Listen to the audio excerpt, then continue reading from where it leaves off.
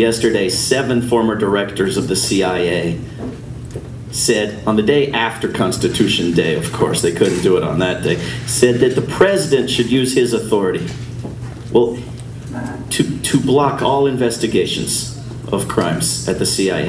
The president has no such authority. Doesn't exist. Isn't in the Constitution, which John Adams said was going to make us a nation of laws, not of men. They said that he has to use this authority or he could damage the willingness of CIA employees in the future to take risks.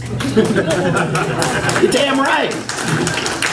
What better goal than to damage that willingness?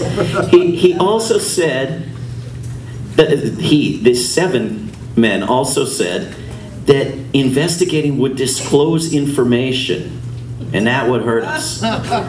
It would hurt us to know what our government's been doing. And, excuse me, if you start from the top instead of the bottom, as we did at Nuremberg, we do have a former president and a former vice president who confessed to torture on television. What information do we need? They also said we would reveal the crimes of other countries that had been part of our crimes. Well, how horrible that would be. We used to be a nation that tried to reveal the crimes of other countries, tried to establish international law, at least for other countries, if not for us or Israel. And we now openly talk about how we can keep secret the crimes of other countries along with our own. So there's a website called prosecutebushcheney.org that will give you endless things you can do to fill your time and possibly just save the world. And you can do petitions, you can do every form of contacting the Department of Justice to pressure them. You can also file crime tips with the FBI. You can point out that you observed the former vice president confessing to torture on television.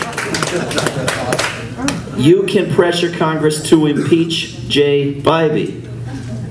Again, if we can impeach a judge from Texas without causing any sort of trauma to the nation because he was groping people, can we not impeach a judge from the West Coast who legalized torture and aggressive war and warrantless spying? You know, you hear all about the torture memos, and they're hideous. Custom-made, personalized torture memos, how you can torture this guy, how you can torture that guy. He wrote a memo that said aggressive war is now legal at the whim of any president. Lifetime appointment. You can't impeach him. Who can you impeach? You can work on this website to try to get the OPR report out. This is the report from the Justice Department about what the lawyers did. The Judiciary Committee in the House and the Senate have said that they aren't going to take any sort of action until the OPR report comes out, which is, of course, why it's not coming out and never will, because then they might take action. We can try to force that out. You can work to extend the statutes of limitations on these crimes, as proposed by John Conyers in January, who hasn't lifted his little finger to do it. But except in those cases where there's a dead body, there's a clock ticking. And many of these crimes, it's already ticked out. And others, it's fast approaching. You can push Congress to subpoena. During the last Congress, dozens of subpoenas simply laughed at. Dick Cheney, Condi Rice, dozens of them. No, I don't feel like complying with that. Oh, okay. And that's that, and they don't reissue them in this Congress. They're afraid to. Senator Leahy asks Judge Bybee, would you mind? Would it be too much trouble? Would it inconvenience you in any way? Come in and talk to the United States Senate? No, I don't feel like it. Oh, okay. And that's that. They are terrified to issue subpoenas, because the Justice Department, first under Bush and now under Obama, doesn't enforce them. And Congress is terrified of enforcing its own subpoenas, even though every committee on either side of the Hill has the undisputed power to send the Capitol Police to pick up anybody, anywhere, and literally hold them in contempt until they testify to the satisfaction of that committee. Not just, I do not recall, sir, I do not recall, sir. They won't do it unless we force them to do it. They don't want power, but we should want them to want power, because they might represent us. You can, on this website, you can pursue civil cases, state and local prosecutions, what's happening in Spain, what's happening in the UK.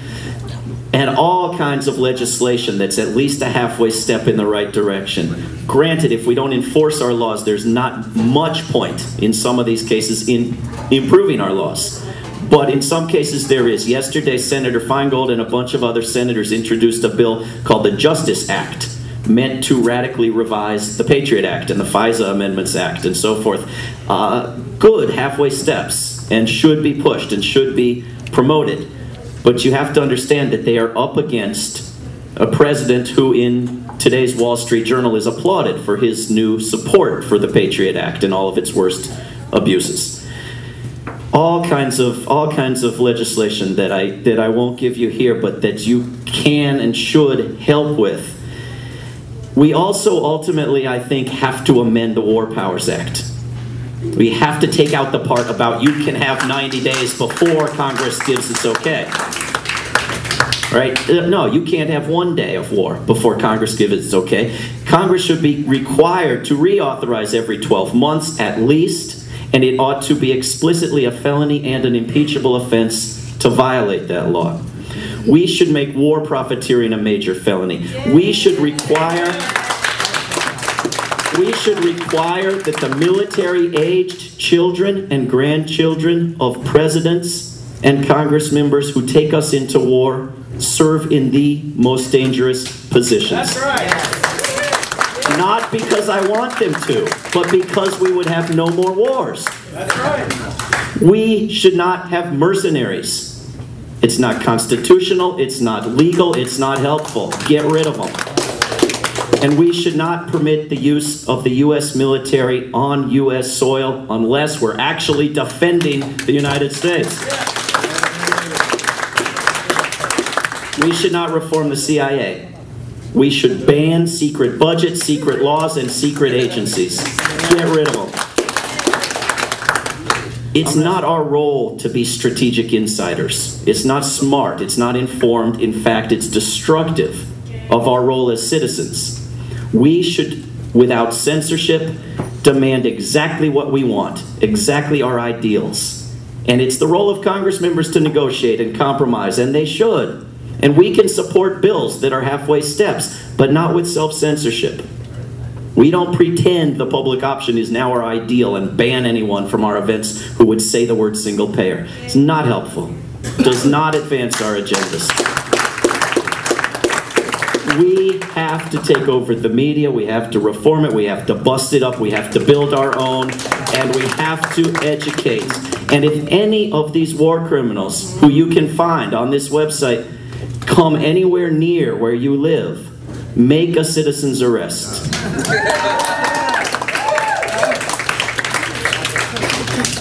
When people were dragged into court in Iowa for having tried to make a citizen's arrest of Karl Rove and the judge didn't know what was up and read the paperwork and looked at them, he said, "It's about time." The times are a-changing. The culture is changing. Judges are coming around. Suits are being permitted to go forward against Ashcroft and you from their victims for their crimes for which they are not indicted. Help the groups that are working to disbar these lawyers, strip away the licenses from these psychiatrists, and yes, use election challenges, but don't expect much from elections. Be prepared to put your major energy into efforts that start the day after the elections. There is absolutely nothing disrespectful about asking elected officials to do what you want. It's your part of the bargain you make when you elect them. Don't act for 8 months like we had a coup. We had an election. We had an election in a representative republic. It's our job to tell them how to represent us. We're at 8 years now in Afghanistan, and we're at 8 months of people being asleep, and it's coming together, and people are starting to wake up. But we got to do it right. You don't get hundreds of former supporters of Obama to take out an ad for $100,000 in the New York Times to say, "Why can't you be Superman?" Because he can't and he shouldn't, Congress should represent us, should make the decisions about war, and you should not put working people's money into the enemy's hands. You should give it to good media outlets like Rational Radio. You should fund things like Under the Hood. You should stop putting money into the New York Times, without which there would not be these wars.